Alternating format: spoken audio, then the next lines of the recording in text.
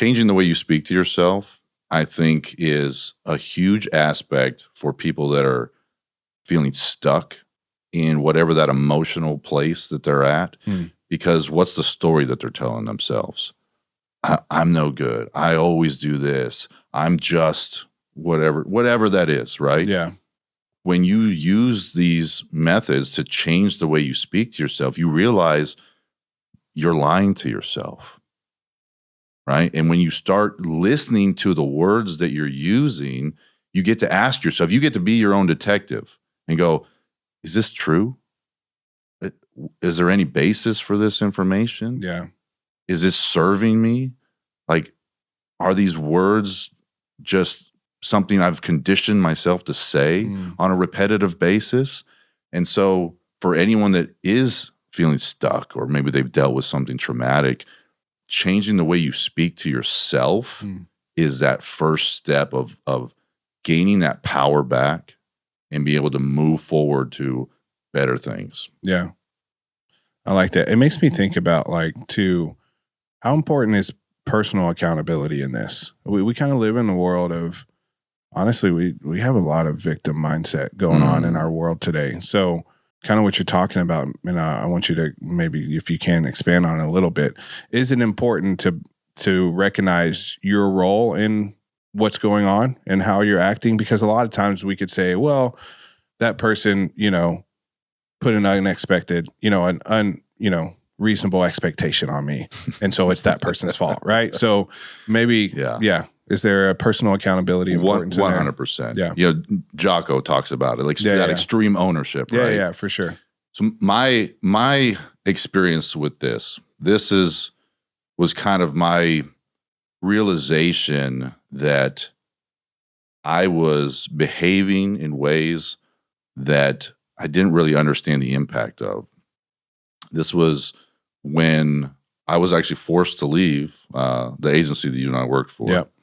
And this was a very interesting time for me because it put me into a lot of depression because I really did have my identity tied up in the job. Like, I am a detective. I am a SWAT officer. I am a supervisor. And I remember someone bringing this idea to me that you are responsible for everything that happens to you. I was so resistant to that. I was like, no way. This person did this to me. This person set this up. It's that person's fault. And I remember I'm driving in my truck. It was raining. I was somewhere up in Dallas, and I was coming back from this communication seminar where this idea came up. And I'm like, there's no way I'm responsible for that. And I'm driving. I'm like, well, let me try it on. And I started thinking about all of the interactions that I had with people before the main incident that led me to have to resign. Yeah. I'm like, I didn't treat people the way that they wanted to be treated. I remember I've talked about this on other podcasts. Like, initially when I was a police officer, and maybe you saw this working with me, but I was just about the job. Oh yeah. I was like, if you're not on my level, get off my scene. Yeah. It's like, hey, no one could say anything bad about my work product. Yeah. But I wasn't a nice person to be around if you weren't on that same level. Yeah. And so I look back at all those moments on how I treated people and realized that it was a domino effect to the moment to where I was asked to leave. And I was like, damn, I am responsible for it because of all of the other aspects that I was involved in, the choices that I made years prior until it was this final incident that happened. So yes, it's a really tough pill to swallow, but when you look at where you're responsible on different levels, it makes it easier moving forward. And then you can tell yourself, I get to choose. I get to choose how I interact with each person I come in contact with. And you never know how that's going to come back. The whole karma aspect, right? How is that going to come back to you down the road? Yeah. So how can somebody who's experienced an incident like that okay, so they recognize the incident, and they are starting to work through it. But I think that a lot of times people will hold on to the fact that they are a survivor of.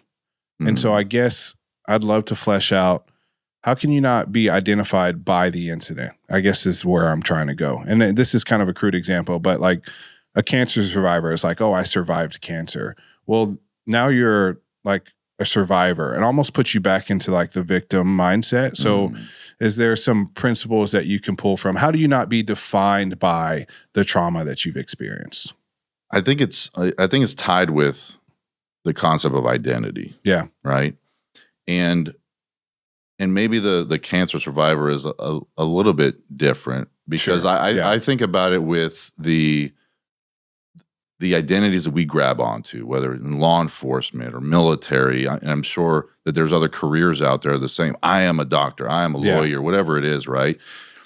It's dangerous to attach yourself to an identity that can be removed from you. Because once that's gone, it's this void, this extreme grief that you feel, because it's like, who am I now? Right. And we talked about this a little bit earlier today. Yeah. I experienced that, this grief, this loss, this loneliness. It was like, who am I? If I'm not this, I don't know anything else. This is what I've put my heart and soul into. What else is left? Yeah. And it left me in a very, very dangerous spot mentally and emotionally, because I was lost. But I was able to come at it saying, wait, let's look at the skill set that I've built along the years. And with all of the experience and the knowledge that I've gained, how can I use this moving forward? And I realized, man, I could do whatever the heck I want with this skill set. So attaching yourself to an identity that can be removed, like I said, that's the dangerous part. The survivor of trauma, you're still grabbing onto something that maybe was thrust upon you unwillingly. Yeah. I survived this. I went through this, saying, okay, but there's maybe a way to distance that and say, hey, I did that, but that's not who I am. Yeah. Who am I moving forward? Because we get to pick that in every moment. We have that responsibility to ourselves to choose how we interact with others and how we speak ourselves into existence. Yeah. I like that, man. I love that term, putting our identity in, the danger of putting our identity in something that can be taken away from us. At Mighty Oaks, our mission is to help people find their identity and purpose in a relationship with Christ, because we feel like that cannot be taken away from you, right? So I'm a cop. Well, I can not be a cop. I'm a soldier. Well, I cannot be a soldier. I'm a business professional, or, whatever the case, right? We put the list on. And I think that, this epidemic we see with suicide and in the military and first responder community is because, when these guys transition out of law enforcement, or maybe they feel like they failed at something that happened in law enforcement, or just the trauma and stress that gets built up over time through those jobs, just puts such an incredible weight on them, because that is all it is for them. Yeah. And so disconnecting from that, accepting it and recognizing it, processing it, but also like not allowing it to define you is so important. Yeah. And anyways, so yeah, that's super powerful. The danger of allowing your identity to lie in something that can be taken from you. I'm going to steal that. Please do. And take Please it for do. a little while. So